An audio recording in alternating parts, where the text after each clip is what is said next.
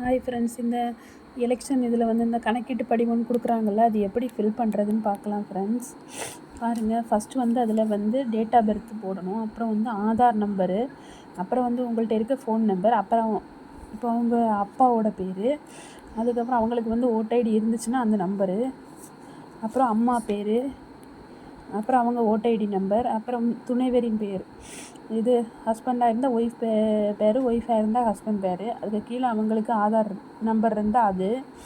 அதுக்கப்புறம் இங்கே ஒரு காலம் வந்திருக்குல்ல ஃப்ரெண்ட்ஸ், முந்தைய சிறப்பு தீவிர திருத்தத்தின் உள்ள வாக்காளர் பட்டியல் உள்ள வாக்காளரின் விவரம். இப்போ இந்த வாக்காளருக்கு வந்து 2002 வந்து ஓட்டு இது இருந்துச்சுன்னா அந்த டீட்டெயில் கொடுக்கணும் ஃப்ரெண்ட்ஸ்.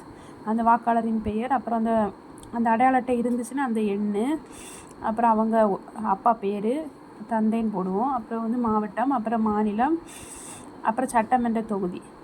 அதே மாதிரி இதில் பாகமெண், வரிசை எண், அது வந்து நம்ம வந்து ஒரு லிங்க் நான் கொடுக்குறேன், அதில் போய் போனீங்கன்னா இந்த பாகமெண், வரிசை எண் கண்டுபிடிச்சிடலாம் ஃப்ரெண்ட்ஸ், உங்கள் டீட்டெயில் போட்டு. அதை நான் அடுத்த வீடியோ போடுறேன் ஃப்ரெண்ட்ஸ். இதில் வந்து என்னென்னா, இப்போ உங்கள் அப்பாவுக்கு வந்து 2002 ஓட்டு இருந்துச்சுன்னா அந்த டீட்டெயிலு, இல்லைன்னா போட வேண்டாம், அதை ஃப்ரீயாக விட்டுடலாம் ஃப்ரெண்ட்ஸ். இருந்துச்சுன்னா அவங்க பேர், அந்த டீட்டெயிலெலாம் கொடுத்துட்டு அதே மாதிரி பாகமெண், வரிசைன்னு அந்த லிங்கில் போய் எடுக்கணும் ஃப்ரெண்ட்ஸ். இந்த வீடியோ பிடிச்சிருந்தால் லைக் பண்ணுங்கள், ஷேர் பண்ணுங்கள், சப்ஸ்கிரைப் பண்ணுங்கள். Thank you friends.